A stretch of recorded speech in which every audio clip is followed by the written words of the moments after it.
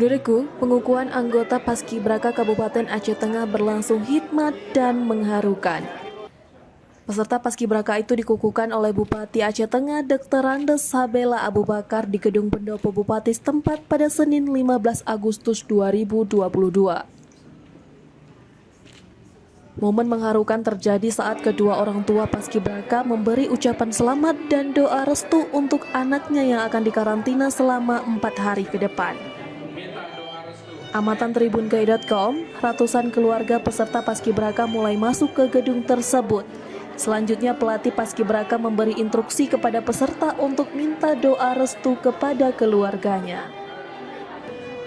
Serentak seluruh peserta memeluk kedua orang tuanya untuk meminta izin mengikuti karantina dan restu untuk mengibarkan bendera merah putih pada tanggal 17 Agustus 2022 mendatang.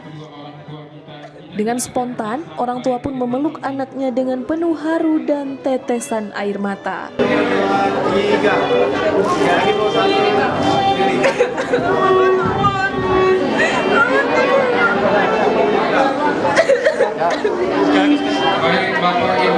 Suasana ruangan itu tiba-tiba menjadi suasana haru. Terdengar suara tangisan yang menggema dari para keluarga dan peserta Paskibraka 2022. Bahkan, sejumlah peserta Paskibraka langsung sujud di kaki kedua orang tuanya sebagian dan tampak mengabadikan foto tersebut dengan foto bersama.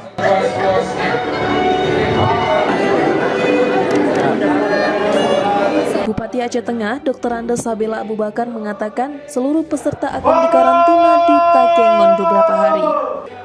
Karantina dilakukan guna mematangkan pelaksanaan peringatan Hari Ulang Tahun ke-77 Republik Indonesia.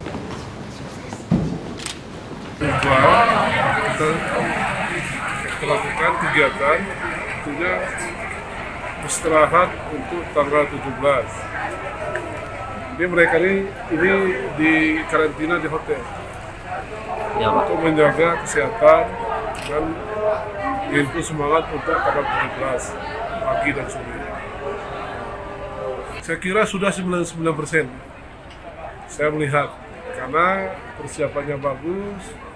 Mungkin ada di sana sini sedikit kekurangan karena ini namanya ya dunia, tidak ada sempurna.